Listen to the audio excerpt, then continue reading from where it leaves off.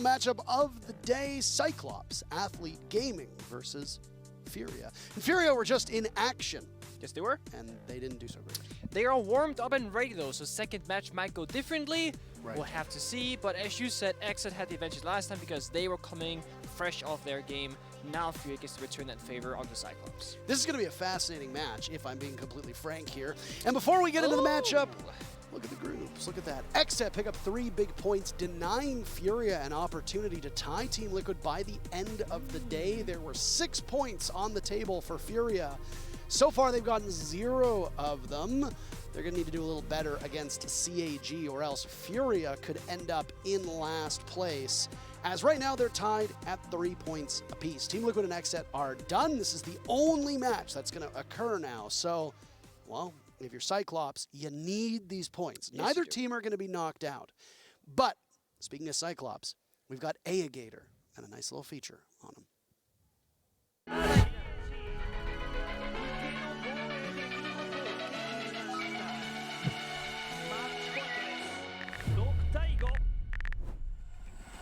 Gator, there it is. Oh, he gets the headshot to find one. Gator goes huge.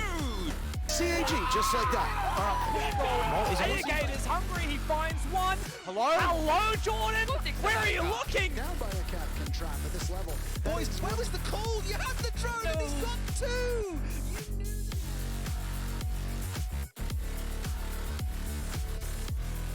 Kaiser has him up. Cyclops stormed through the bomb site. What an attack! Japan League MVP ゲーター待ちくたびれたぜ怯えろ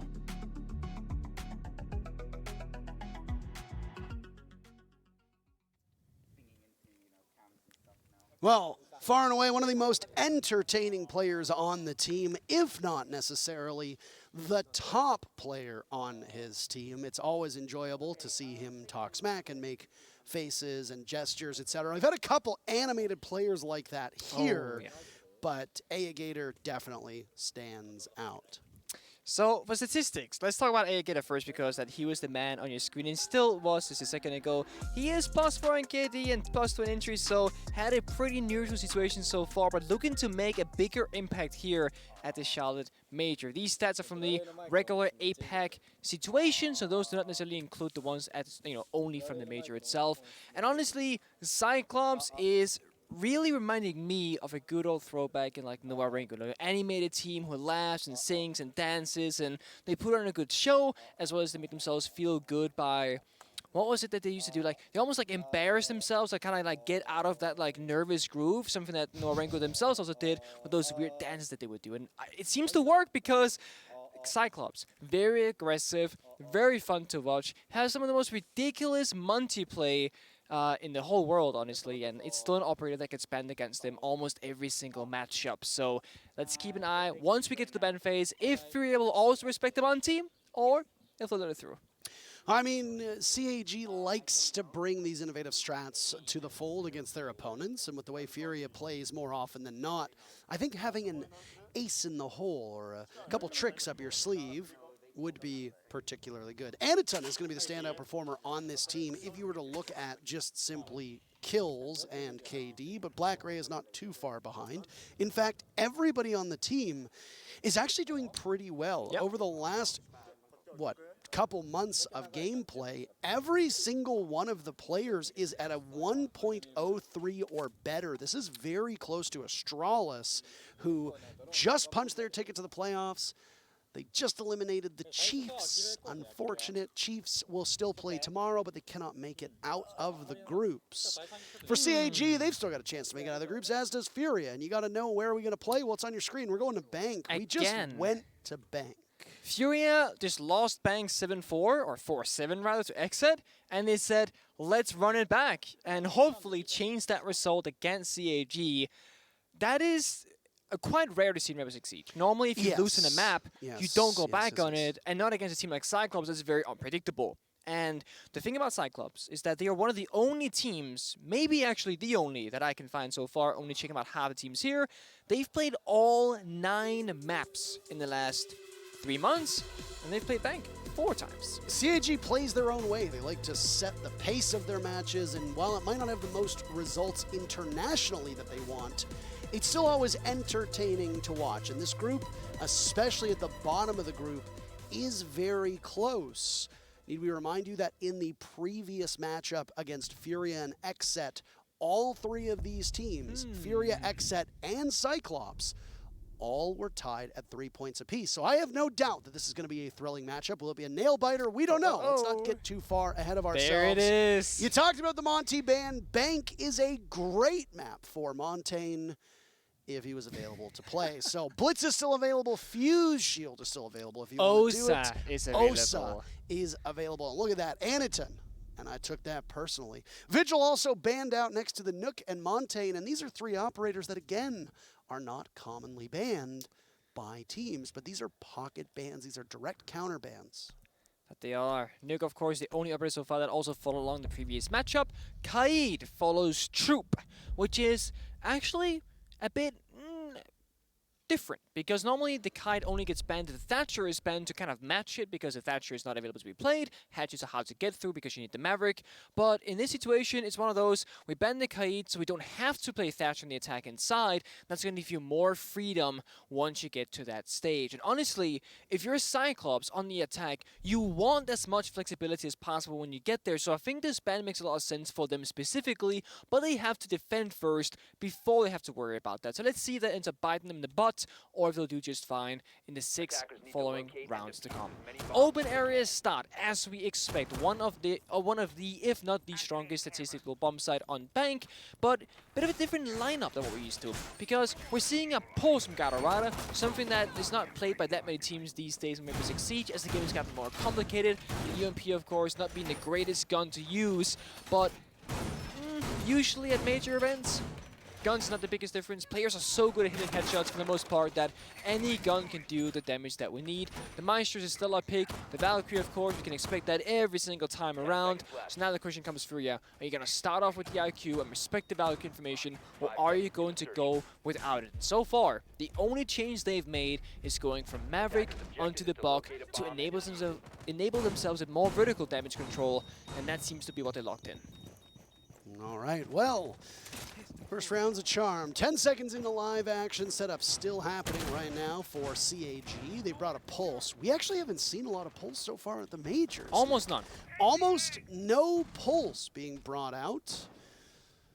I mean, you've got that 9 meters or whatever scan that you have available. I think it actually is exactly 9 meters. I think you're correct on that.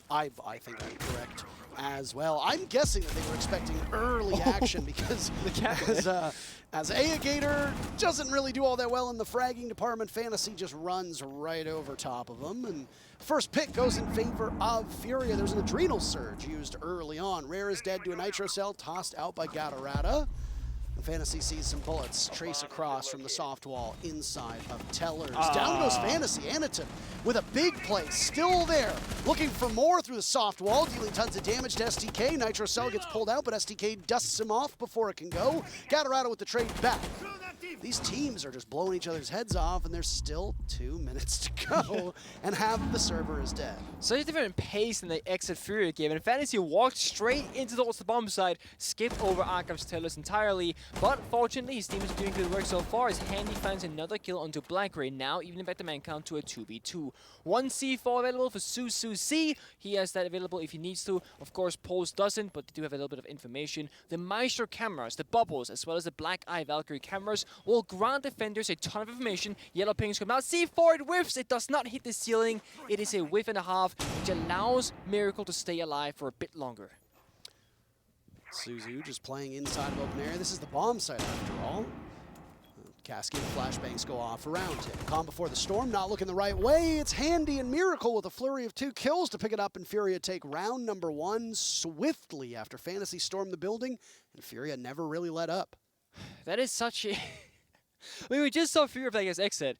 Completely different ball game in round 1 already. I don't know if it's like a confidence thing or a respect thing or just maybe they've studied Cyclops more. I really couldn't tell you. But it looks as if Furia made the right choice so far going back to Bang, because I was fearing the exact same thing. You know, the same attacking strats, the same operators, and the same kind of lackluster performance in the early stages of the round. But FURIA in the first 30 seconds showed exactly what they're good at. The aggression, the early man advantage. Fantasy storming through the map top floor and finds the opening kill with nobody to stop him. And that's gonna force CAG to change up their bomb site priority and take us to CEO, where the defense, well, it wasn't successful for anybody really in the previous matchup. Sure, FURIA, well, they won it on their attacks. So the defending side usually has a really tough time here, and there's no castle to help you, there's no Valkyrie information. You do of course have the mirror, but that's really your only strong suit to help you in this arguably really hard to defend bomb side of CEO. I mean, they have a Frost though. Frost traps, question mark? Pog mats, sorry, that's what they're called. Oh, for crying out loud. No Warden ban this time. That was something that we'd seen FURIA bring out in the previous game. It didn't do them any good. I do find it very funny, and I don't know if you pointed this out, I didn't hear it, that they are so shell-shocked from getting 1v5 that they banned the Vigil. They're like, we saw what Spirits could do to us. They're like, get this thing the hell out of here. We don't want to deal with a Vigil at all. Gone. We vanquish you. Say goodbye. Vigil removed from action. And that's, well, I mean, I guess that's something. Spirits influencing the bans in the very next matchup. We talked about how Monty had a surrogate in Osa to a certain extent and immediately being brought out in the second round and being put to good use. Fantasy with a 5-5-6 in hand, upside down. First kill on the Black Ray. CAG will again trail for the second round in a row, and immediate window control for FURIA will be so powerful, especially since there are no impacts from anybody on CAG. The only thing that can take out that shield is a Nitro Cell, and that would be an awful lot of utility from Anaton. Down goes Gatorada to STK, and FURIA, again, looking to set a very quick pace here. There, I mean, there's not even any mute jammers or electrification on these mirror windows. They're falling by the minute from the Easy Banner Palace, the X-Kairos. C4 goes down, Cadillas follows through. The smoke grenade goes handy up on towards Trump. He might get a kill as well for his money's worth, and he does. Boy, FURIA is just absolutely demolishing CAG through these two rounds. They're fired up after that previous game, and you can see that the mental didn't really look like it affected them all that much. There's no sour faces. Players are laughing. Players are cheering. There's smiles all around. And I mean, to be fair, every team that plays CAG, including CAG themselves, always seem to have that attitude in their matches because these are enjoyable games. Are they necessarily the most clinical when it comes to top-level play? Not always. A lot of CAG matches are very messy by design. Yes. CAG likes to live in that chaos, as you talked about. But good God, I'm not playing in it, so I don't have to deal with the stresses of a Monty or a Ying coming my way. But damn it if it's not fun to watch. It is, and I mean, CAG arguably, you know, they kind of came out of nowhere and people were like, who are these guys? But then, not even slowly over time, but like quite quickly as they started making international events, built a very large fan base from wherever they were playing from, because they are, as you mentioned, very fun to watch, because they play a much more loose version of Rainbow Six Siege. They're allowing themselves to make mistakes and have fun while still playing at a very high level, and you thrive in the chaos and create that chaos zone. Right now, 4 attacker repick situations. IQ getting brought out, so does the Dog AP, so you can find members of the opponents on the defending side, find the cameras, then hack the phones if you get an early pick. And then you think about it. If FURIA is a team that always plays for open and kill, and if you have Fantasy, arguably like #1 open and kill player in like the world, playing Dokkaebi makes so much sense, because that open and kill will give you access to a phone, you can hack it, and now you gain full camera accessibility as well. That is a massive stonks value right there. Rare, bringing out its VLMG for the second round in a row. Look at Fantasy. He's storming through the map again. No drone, no help. Nobody's dead just yet, but does the ticker at the top foretell of what might happen? Gator is prepared for this, and he does indeed prove it right. The first pick, down goes Fantasy. FURIA have been so confident on their entry. Okay. Oh! What? Are you kidding me? What the hell just, how does that happen? Good Lord, why do you get so cocky? Why would you do that? Oh my God, give me a break. Trigger discipline gone wrong, ladies and gentlemen. This looked very similar to the Team 1 OXG matchup earlier today, by the way, and all the kills that are happening with CAG in the lead at the moment, they get another pick, is it looks like you don't respect your opponents. Why would you play with your food? Just kill them. You know the Frost is inside of Archives. You know they're on the camera. Just kill them. Don't get cute, Furia. That blunder might have just cost you the round. CAG's in a 3v1 with half of the time still left on the clock. High risk, high reward. Trigger discipline. Had it worked in his favor, he would have gotten 2 kills. Sure, could have gotten 1 for free on Frost. He wanted more though. The flanking from Alligator trying to get a cheeky counter handy, but he runs away up the stairs he goes. Might be a little bit of a tactical timeout maybe. Try and run away. You have 1 minute and 10 seconds left. You can talk amongst each other, of course. Your coach can join you, but in these moments when nothing's really happening, Furia as well as Cyclops can take a moment to chill. That's not what we're going to be doing though, because half HP left on hand. He finds his 5th kill here in round 3.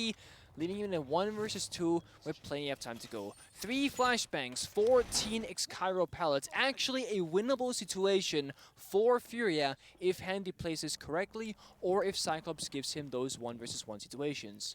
I mean, Handy's looking for it. You have to admire that. It certainly did seem like it would be a timeout. Cyclops gets the final kill, by the way. It was largely a formality, but you're right. It sure seemed like it was going to be one of those technical timeouts where you just sit outside and you're technically taking a timeout, but you're not actually taking one. This is just... Listen. If that had worked, you'd have praised his big brain. Stuff like that. But because it just didn't. Peeves me, man. It just peeves me. I get real PO'd. Get real PO'd. I respect the effort, and I mean, it could have been worse, right? Imagine he hadn't killed the Frost, just died to Valkyrie, then we could really make fun of him. But he got the 1-for-1 trade worst case, which isn't the end of the world, and had Fantasy not fallen earlier in the round alone, because we spoke about that against Exit, sometimes Fantasy goes too far ahead of his team without a drone, without a trade. That round, perfect example. Rushes in the building with confidence, thinks he knows where someone is, but since there's no follow-up and no drone to help him, he just runs past the person, gets shot in the back of his head, and you play 4 versus 5. So, Fantasy being Furia's biggest spearhead, biggest advantage aggressively in the early round, also sometimes their biggest downfall at the same time. Fantasy goes back to the OSAT. This is great for basement. Once you get into OSAT server area, you can start breaching open up the walls and just get nice line of sight. Normally when Oza gets picked, it's a direct server attack as well. So let's see if Furia has that same thing in mind. But either way, the Oza does get a nice amount of value. You can also take her to the garage. You know, anywhere with a long distance fight is where she thrives. With 4 members of CIG in open area, they're roaming pretty heavily with assault hatches here. Well, I mean, that's the bomb site where they've played twice, Nick, so it stands to reason that they'd want to stay in this area. But no, it's actually the bottom floor for the very first time. We haven't seen a locker CCTV defense. Leading the charge will be the Osa of Fantasy again. There's no Nook on the board. The Cyclops who took that operator out of action. And Rare is in, by the way. Watch this. There you go. Down you go. That's just a clone. And he's ADS'd, by the way. Once again, not hip firing. I promise you that. Handy is next up as the Osa shield. A Talon shield gets placed and another Adrenal Surge goes off. Grenade ready. A minute into the round and already Furia are lining themselves up. Diffuser being planted by Handy. Nobody from CAG seems to know this. Rare taking out Gadarada, and this is a thrilling matchup. They're still upstairs in open area for CAG. They have to retake, pick off STK, but the clock will work against them. Grenade goes down at the feet of Anaton as the Diffuser hits the 30-second mark, drop back to the bomb site. Gator finished off, Suzu's next to go, and it's Anaton in a 1v4. Diffuser at the halfway point. A castle with a UMP sees the drone go out, knows somebody is near, manages to duel, but not well. Handy finishes him off, and Furia will go up another round. And again, Furia with that early confidence and aggression, just taking one opportunity when it arises. Lobby hatch, drop down, single player Fantasy inside the garage, clears it out again, no drone, just shield in hand. We see it play out. They tried to retake it, double hatch drop from Cyclops, didn't work out. It was just easy pickings as you're stuck in that fall down animation. And the final gunfight did not work out because the UMP doesn't do a whole lot in that situation. So Furia doing a really good job punishing the fact that CAG had 4 roamers in open area, knowing site was vulnerable. They just needed to get in, get the opening kill, which they did. And once that happened, well, it was easy from there on out as they got full bomb site control. And now CAG are in a very very tight position. They've only won the open area defense. They cannot go back there just yet, but next round they can. So they're forced to go to bombs that they've lost on, or archives tell us with the lowest win rate by far.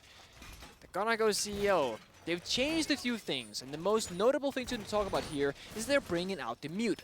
Last time the mirror windows, they fell super early, the walls got opened up. Why? Because they had a mirror, but no wall deny. Nothing to stop anything from just shredding through those reinforced mirror in the walls, and that's why Fantasy now is showing us a Twitch, because it's a direct counter both the mute and the mirror.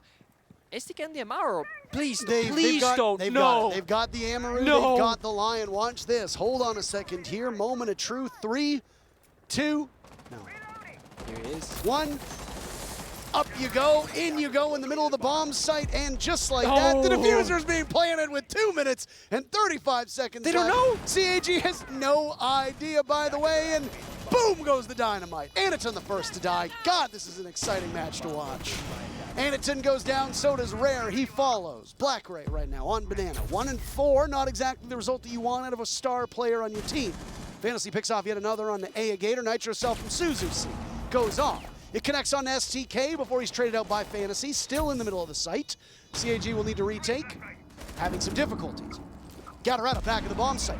He takes down Fantasy. Wall opened up, and you can get some clear passage on in, but you're running against the clock at the moment. You only have a few seconds left. Black Ray softened up, and now look at the Capcan on it, but oh, a miss! They might actually get this, but no, he gets killed at the last second. Miracles in the bomb site. Black Ray's outside. It's a reversal of fortunes, and FURIA are just trying their best to send us home as early as possible. 4-1 in what is one of the most thrilling matches we've seen in this entire group stage. I'll say, against Exit, FURIA did do that open area rush strat, and it sort of worked out, but they lost down to a retake. They have so many different iterations of these kind of pocket rush strats, and it's working so well for them. And yes, you can argue that Cyclops are roaming too much, they're far off the bombs, that of course it's gonna work, but the only reason why FURIA is choosing to do this is 2 reasons. The attacker repick system allows you to make multiple changes to your attacking lineup that, you know, they can go for these rushes, they can change the operators around, and 2, they're granting themselves the information to make the right decisions by utilizing the drones in the prep phase. They went for a Twitch situation. They want to go passive. Last second, it's the Amaru, the Lion, the Fingas, straight to bomb site. We don't care about the mirror windows, don't care about the mute jammers. So really good information game and decision making from FURIA, punishing the mistakes of Cyclops. Now, for a brief moment, I thought they were going to stick the Amaru and do the basement thing again, but they are changing their mind back to a more regular lineup. But the one thing again here, the Jackal. They want to isolate and find members of Cyclops, and maybe not necessarily using their drones, but the Jackal scanner. You can go top floor, cut off the staircases, and know in an instant if somebody's roaming there or not. So far, FURIA playing a completely different game of Rainbow Six Siege than they did just 20 minutes ago against Exit, and they're looking so much more like themselves. And they are rushed to the basement right now, gonna go upstairs. I mean, what do you do if you worry about whatever discrepancy that comes with playing on ping? And you're playing against a hyper aggro team like this, what's the best way to do it is be very aggressive. Anaton is ready for it this time as STK gets vanquished to the Shadow Realm, and Anaton is still there, shrugging off all these bullets that are being shot his way. Suzu taking out Rare, and FURIA on this early aggression. It doesn't quite work. Cyclops is wise to your parlor tricks, FURIA. Now there's only 2 of you left against the entire lineup of CAG. So FURIA will hit the reset button. And right on Repel is a Gator doing damage to Handy. They trade off, and finally a kill for FURIA comes in. Only took a minute. It's really early action. Half of the server almost dead. Still 6 players upright with 1:45 on the clock. And it's up to Handy and Fantasy to put this together. I would not fault them if they just simply tried to waste some time, talk to the rest of the team. Yeah. But I mean, you've got an open area take. It's worked in your favor once. Cyclops won it once. and there's some low HP on CAG. This is winnable if they want to try. It is winnable, and at the same time, though, I think FURIA wants to keep up the momentum and the pace right now. They don't want to slow down the gameplay, even though it could benefit them once they go on Cyclops to have like a small technical timeout right now without their coach. They want to fight CAG. That's what they're doing, and it's messy, but more bullets always wins. Oh my goodness. Even as the impact goes off in the face of the Finka, there's one adrenal surge left. He'll get Handy back to full HP. Won't help Fantasy all that much, but still a brief top up. There's one of those alibi prismas playing off of the window that Anaton can hide behind. We also saw the mute not too far off of Suzu. They're very firmly entrenched in the bomb site. The puck is in. There's a huge blind spot, and it's 2 kills from CAG to end the round. That brief burst of action from FURIA, not quite good enough. Cyclops have the answer, and with it, they have the round. That's the first half in the books. And FURIA comes out on top 4-2. I really enjoyed that half. I'm gonna be honest. Like, This is one of the most enjoyable games of Rainbow Six Siege I've casted in a very long time. If I may quote Chris Traeger, it is literally some of the most fun I've ever had in this game. okay. That's fair. You're not even in the game, you're just watching it, Parker, but I'm really glad you're having a lot of fun because I am too, and I'm sure so does the viewers. I think it's very uncharitable for you to say we're not in the game when we are quite literally watching it right now. That's fair. Oh! Oh, wait a minute. I haven't seen this one before. We have not seen an archive. Teller's Archives. You and I have not casted It's archive so bad statistically. Tellers. Okay. It's terrible. Well, why don't you talk about it a little bit then? I'll talk about it. It's bad. Period. Boom. Boom. Always has been. Back before the bank rework, you go basement first, and you go Teller's Archive second, because open area wasn't a thing back then. And you would always hate winning basement because it meant you had to go Archive Stellars because, again, CO also wasn't played back then. And it was always impossible to win because attackers, they'll go top floor, they'll do vertical play. All this is soft destroyable. And that's probably why FURIA are setting up a defense in Janitors, doing some stuff in CEO, because they want to hold up above. Because if CAG gets up there, well, to be honest, they don't have that much vertical self-destruction. In fact, they have none, really. But if they were to go above, if they got a few kills, the bomb site is no longer safe by any means, but we also know FURIA what they like to do. They're gonna take fights, jump out windows, get aggressive, and I have no doubt that their attacking side, well, I don't think the defense will be any slower. Well, it's time for CAG to do their best FURIA impression. This is one thing that we saw in a CAG a lot at SI. They love the Lion DMR, and they love the Twitch DMR. I don't know what it is. Apex special. I mean, they hit like a truck, I get it, but they love those DMRs. And every single time there's an opportunity to run the 417, which is the DMR, they're going to go for it. Rare with the run out, but he's a little bit too slow. Not able to do too much, but he gets away. Scoots back. What There's did no you- hatch anymore in that. They moved the elevator hatch. Muscle memory. Yeah. We'll muscle just memory. chalk that It's in one there. up. There it is. You got the wrong elevator. That's okay. I get that wrong still when I play Bang as well. Like, no joke. Like, it is such a big muscle memory thing, and then they change the map just a little bit. You're like, oh, my bad. Look, when you're panicked, you don't think. He That's wasn't why I'm in panicked. gold. He's So- Oh, you. Yeah. Fair. Gold 1 though, almost plat. STK, jump out the window. Please do it. I dare you. I double dog dare you. Jump out the window. You He's won't. looking for it. You won't. You won't jump out the window. You won't. Oh, STK, come on. Give the people what they want. Suzu's going to completely rotate towards the back of the building. An opportunity for STK to jump out is denied. Nitro Cell from Handy takes a Gator. First kill of the second half goes in favor of FURIA. Another logic bomb goes off. And that will do it for the gadgetry from Gatorada's Dokkaebi. Well, since they haven't found a kill, they can't hack their phones either. And if they did, well, there is some stuff to be hacked. The Valkyrie cameras and default cameras are, of course, on the board. Although no bulletproof gadgets are on the bulletproof cameras, that is. Rare is still lingering around, trying to find a position to find himself comfortable in, while Blackray is looking for an opening for his team as he's making his way down the square stairs. Both the door and the window been barricaded off. Big fan of that. Valkyrie camera found out too, which means FURIA on this backside half don't have a lot of vision, except for Miracle, who's playing inside the bomb site itself. Looking for a fight, swinging, gets taken down, even back the man count to 4-4, but a quick follow from N2 makes it a 4v3. 2 big kills, 3 big kills for CAG, all incredibly important with 30 seconds left. It's going to put FURIA in a tough spot that goes from bad to worse as Handy's gone as well. STK, who was the one we were focusing on earlier, now has no way to rotate out. Finds it, but not before the diffuser goes down. FURIA in a bit of a pickle. I'm not talking the vegetable. A drop from STK here will almost certainly spell his doom, and there it is. Anaton watching the doorway makes quick work of the last player of FURIA. CAG showing some signs of life, and despite how exhilarating this matchup has been and the dominance that we've seen from FURIA a couple times, it's a close game.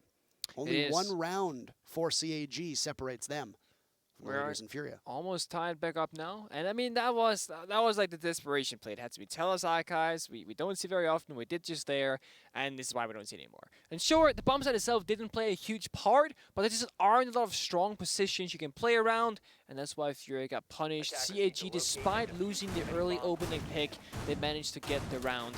Basement, a much more strong suit of a bomb site, especially for FURIA's lineup right now, because they got a bit of everything. They got impacts on Valkyrie, probably because they're going to be roaming and doing stuff up above. Oryx, secondary shotgun, and again, first operator Rainbow Six Siege, wow. And you gave me Lucy to deny entry points, Mossy for the drones, also has a C4 for plant deny. You really can play both aggressive and passively, but let's take a look at Cyclops, because they're cooking up a strategy. There it is, Anitum was showing the glass, now showing the OSA, again, great for basement, whether it's for garage or if it's a server. The Thermite is amazing for opening up the walls, and the OSA is great for denying lines of sight, or granting you rather, lines of sight with protection. And normally a Thermite OSA speaks to a server take, because now, well, you can't really get the hatches, because Ibana is not in play, and nor do you have any secondary Harbor's gadgets. Let's just talk about that last round for 1 second. That was an Archives Teller's defense that you said was a miserably poor bomb site for the defenders, and it was a walk in the park for CAG. True. Now it's a much more standard defense. FURIA maybe getting a bit too cute with their bomb site selection. Again, this goes back to something that I talked about, which is that if you don't respect your opponents, you wind up in trouble. I honestly felt like that was at play with OXG and Team 1. They were kind of playing cocky at the beginning, kind of having too much fun, not really understanding that just because they're in Mexico doesn't mean that Team 1 are suddenly a much weaker foe. There's a reason why they're here. There's a reason why a brand new assembled roster has made it to the top 4 in LATAM. And let me tell you, it's not because teams play cute against them. Nope. So could it be that FURIA is feeling the same way about CAG? Possibly. That would be something to talk about in an exit interview. First minute off of the clock as it's a Lockers CCTV defense, much more standard downstairs in a bomb site with significantly higher win rate. Absolutely. We see the first impact being used from Fantasy on the roam game, still playing out of open area. CAG haven't really done anything this round so far. They've been rotating outside the building, around the block. And Suzushi, I mean, practically still in spawn, halfway through the round, fishing for a kill with no real information, and it looks like they've changed their minds. They're trying to clear top 4 to then go for a server take, but they gotta really speed up, because otherwise this clock will be a problem. Sure, there's no good on the board, but there is a smoke. How close do you think SDK is to his monitor right now? Oh, he sees it, close lines enough. up. Aniton is down for the count. No Talon shields to be used at all from the OSA. Gatorado will follow in the afterlife. 2 big picks from FURIA, playing a little bit more bog standard, but that's the cuteness that we talked about. You're already up by 2. Why is Fantasy leaping out the window with a minute to go on a Lockers defense, for crying out loud? I agree. I mean, he jumped out first and got me open and kill. You know, trading 1-1, fine. But you already have the advantage. You don't need to be the hero because your teammates already have done that job. Of course, not a huge loss. You had impacts, no C4, and you got that 4 versus 3. So you are still in the man count lead. CAG have to like desperately like open the hatch and drop it down fast or something like that. They don't have the time or the resources. 4 smoke grenades and 1 grenade is all they got to work with. Toxic Bips are coming out. 1 C4 in the pop of rare might play a big factor in this round.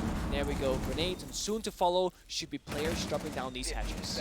STK is prepared for that. Do or die at the moment. 10 seconds to go. You got good weaponry in the hands of CAG. Down goes STK. They were prepped and ready for it. Now Miracle follows. All of a sudden, CAG are whisking their way through the bomb sites, but Handy keeps it together. Repositions, and Rare with 2 huge kills. A Nitro Cell tosses out and gets 2 for the price of 1. FURIA pick up round number 5 on impressive fashion and deny Cyclops the tie that they so desperately wanted. We're so close, right? It comes down to a 2v2 with just seconds down the clock. And we speak about it again. If Fantasy hadn't jumped out that window and taken that unnecessary risk to try and get 1 more kill for his team, maybe FURIA could have looked a little bit more convincing in that round. We're gonna keep going though. And FURIA, they're going to go back to open area, a familiar and comfortable position for them in their previous matchup. And actually Handy, keeping up with the Oryx, playing it now for 2 different bomb sites. So Fantasy with the Capcan, so obviously we're expecting CAD to go fast, maybe skip a step or two. That's where the Capcan comes in very, very handy because, well, when you go too fast, you hit a Capcan trap, you take half your HP away, and sure enough, when I get us on the finger, you can boost people right back up, but not all the way, only about a quarter of your full HP per adrenaline surge, so the damage really does play a big factor. The earlier you can get rid of those adrenaline surges, well, the better you are off in the late stage of the round for the side execute itself. Flores and Thatcher being picked up, which is actually kind of surprising to me because you only have Ace as a hard breach operator. When you have one impact grenade on the side of STK, there is a very likely chance that that could be a factor. You have limited breach capabilities, and if their hatches are reinforced above the bomb side, you can't both get the hatch and the wall when you're only playing the Ace. So let's try and keep that in mind for like the next minute and a half and see if that bites CAG or not. Another early EE1D use. It's going to be a first floor defense, but not that Teller's Archives bomb site like Thank the before. Lord. No, this is going to be an open area again. A far more defendable bomb site with a more favorable result for Furia in mind.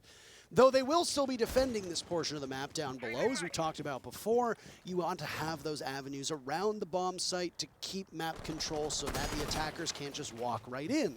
And both of these teams know a thing or two about just waltzing right in. Furia, in particular, has been so adept at finding an area and just exploiting it and getting right in. Another E1D goes out. There's one remaining from the Lion.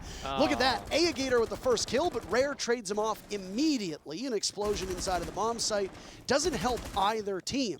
But the Finca is down, and the smoke is down for Furia. Both teams losing a very critical component of their strategy. It was very peculiar to me because Miracle actually had used one Toxic Babe when he got taken down already, so very early use of that smoke canister. Normally we wait a bit. These punches from STK! I'm surprised Black Red didn't hear it. It hasn't seen the punches either, but maybe they know. Yellow Ping is coming out and STK just trying to make as much noise as possible upstairs. But there's clearly no information on the side of Furia because he's expecting someone to be here, but no, it's Rare fighting people inside Electric. Wall gonna get opened up, but they are jammed, so they're gonna have to wait for that EMP to come out, but there it is. That's gonna open up the round for CAG and create nice lines of sight for them. So odd to see a Thatcher and Flores available in the same matchup, but here you are. Lots of utility available. DMR of Anaton doing some damage. He's got a couple targets, but he can't do much with them. Still tons of utility for CAG. STK with the run on, as was talked about before. Might be a bit of a hero play, but he'll get away as Suzu's attention is elsewhere. Fantasy dies in the bomb site. Black Ray with a kill for CAG to keep the numbers even, but STK needs to get back in. Meanwhile, Handy takes one down with him as Suzu finishes that one off, and it leaves STK to get back in, but it's a Capcan trap from the grave. Fantasy with one, and suddenly it's winnable for Furia. All they need to do is find Suzu, who's got the target acquired, and it's going to be a shootout with 30 seconds to go. Watch out for those other Capcan traps on other doors because even though he's dead, Fantasy can still do so much. Suzu attempting the diffuser with 15 seconds down. No plant denial for STK. He creeps up. There's a drone on him. And off of the plant he goes, and he wins the gunfight. Furia will go on to match point as he unloads and knifes at the corpse. Now almost too close for comfort. If you're a fan of Furia, you can take a deep breath and let the air from your lungs filter out and exhale. Timeout being called immediately from Cyclops to try and answer this aggression from Furia and get themselves back on track as this match has slipped away from the Japanese team. The Capcan trap. Boom! I actually can't believe that. Saving grace, really, because, I mean, that was the 1v2 into a 1v1 diffuser on the ground, and it gave Furia enough time to make it back to the bomb site and get into a comfortable position. And knowing that Capcan got a kill there, also a bit of a mental tilt for CG's thinking, we got him, boys, and then all of a sudden, you really don't. Tactical timeout. We get a minute now where both coaches and both teams can talk with their own team, not with each other. And in the meantime, we're going to see what they're going to be cooking up. Bomb site availability is, of course, limited as the defenders have won the last 2 rounds. Both the basement and open area are both locked, which means you gotta go to top floor of CEO or Archives Tellers. CAG knows this as well, so they can prepare with that in mind for this tactical timeout and discuss, guys, if they go X, we do A, and if they go Y, we do the B strat. And that's likely what this is, because CAG needs to fight one round at a time. It's not about going to OT right now for them. It's about getting the 4th win, then the 5th win, then enable OT 6-6, and then we can worry about actually winning.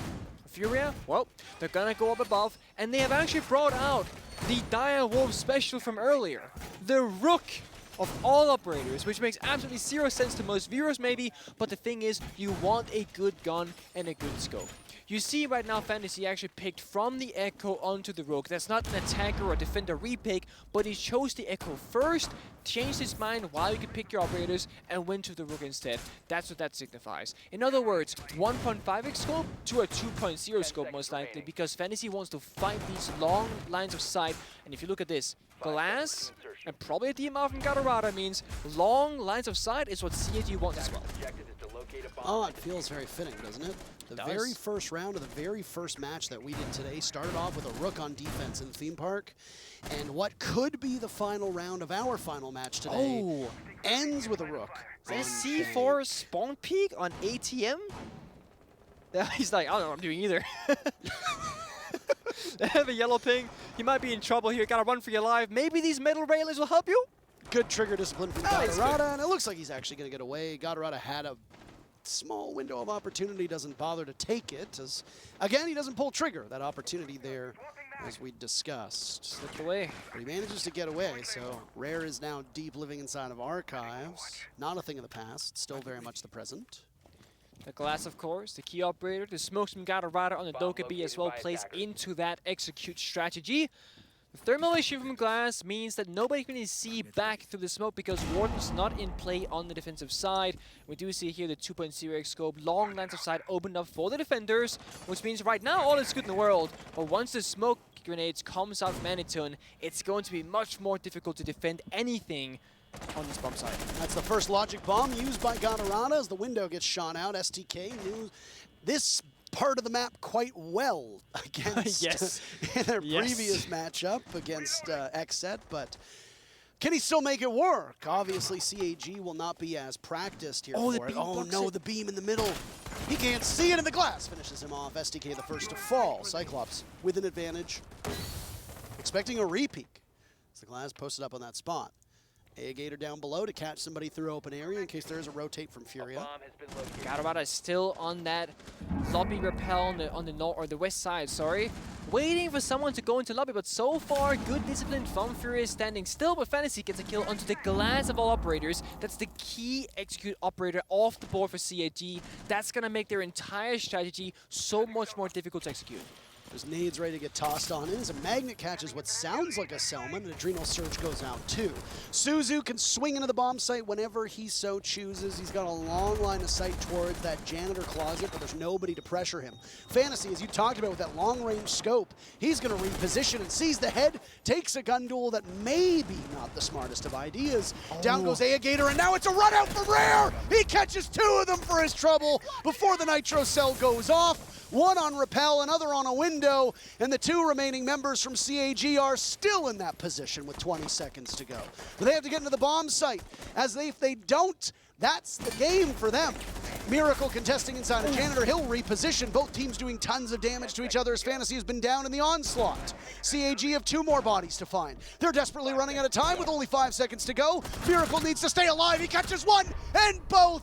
It's not a miracle. Again, it's reality. CAG tried their best, but FURIA pick up a huge win over their group mates, 7-3. Oh boy, this group just got an awful lot more interesting, Nick.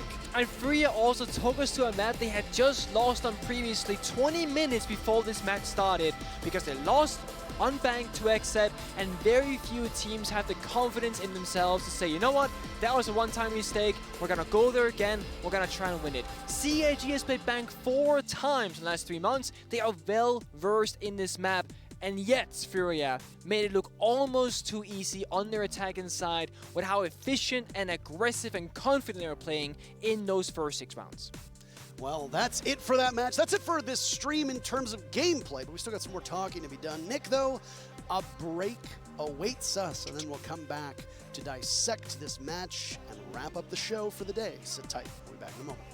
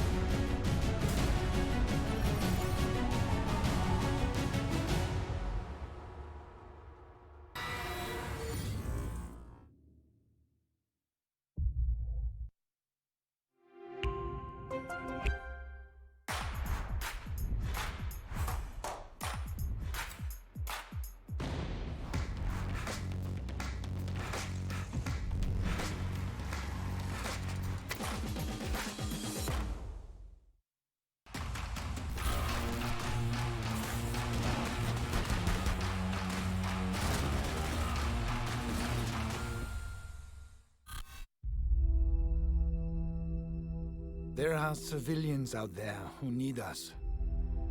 They can't fight back. They can't escape. And they can't heal their own wounds.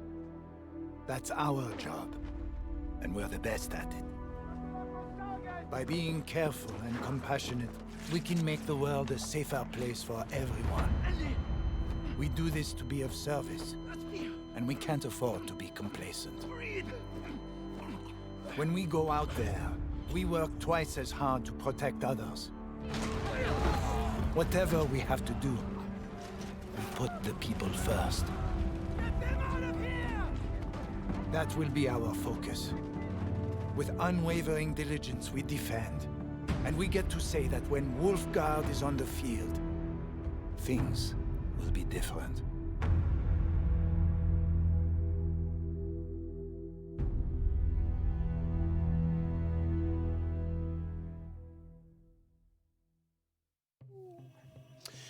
Well, that was a thrilling matchup between FURIA and Cyclops, and frankly, I think the ending to a long day that we needed. We hope that you enjoyed it as much as we did, and as we talk about it, you're probably going to want to catch up on some of the highlights, some of the replays that are on your screen right there. yeah. Some standout moments, the speed that FURIA set and the pace that FURIA set at the beginning was exhilarating, and minus obviously that blunder that we saw, that was really something else. Stop calling it a blunder. It was a blunder. What do you mean? Big stop calling it a brain, blunder? high It was risk a play. blunder, Nick. Anyway, highlights. And honestly, I want to thank these two teams for really setting the tone early on for an exciting match, because from the get-go, the very first round, it was a good ride. Thank you. Thank you very much for your analysis. Well, that's it. That's all I got. Great fun game, honestly. A lot of the replays are doing the talking for you. CAG had an opportunity to pick up 3 big points. They did not get it. And sadly for them, their chances of making it out of this group are very alive, but they are almost certainly going to need to win both matches tomorrow. Yes, they will. If they do so, they will tie Liquid. Liquid sits atop the group currently at 9 points. Then there's 6 points for both Xset and FURIA. We'll get into that in just a second, but here are the stats of the matchup. We talked about Gator in the preamble, and I fear that we may have cursed him. A cost of 30% and 4 kills to 9 deaths. He does have 2 opening kills, which is half his entire team's opening kills, so that went well for him. But half of all his kills were those 2 opening kills. So I do agree, really rough game for him. You can't always do well, and this time it just wasn't meant to be. Honestly, for a 7-3 game, the stats were pretty close to each other. These were not necessarily blowout rounds. It was a relatively competitive match round through round. There were lots of times where teams just simply wanted to play their own game, and they didn't have the wherewithal to adapt when things went sideways. And we saw some clever takes, we saw some good retakes, we saw both teams adapt very effectively, and a huge pool of operators, especially on attack, got used, and that's exactly what you want to see at this level. Unfortunately for CAG, didn't net them the result that they wanted. FURIA is still very much in this, and they desperately needed that win because of the logjam that we had. And in just a moment, we'll have the groups up for you, because you're probably wondering what happened. We've already seen some teams qualify to the playoffs, and we've already sent one team. Yep. Sad. We are getting to that stage where we Sad have to say penguin goodbye. noises. Sad penguin. What does it sound Sad like? penguin noises. You know, like or something like that. We This are is- slowly starting to This say is the goodbye to disappointed teams. dad stance. Only He a only B. scored. He only scored 1 goal today. Only a B. I'm sorry, Dad. How I'll do about better you? next time. How about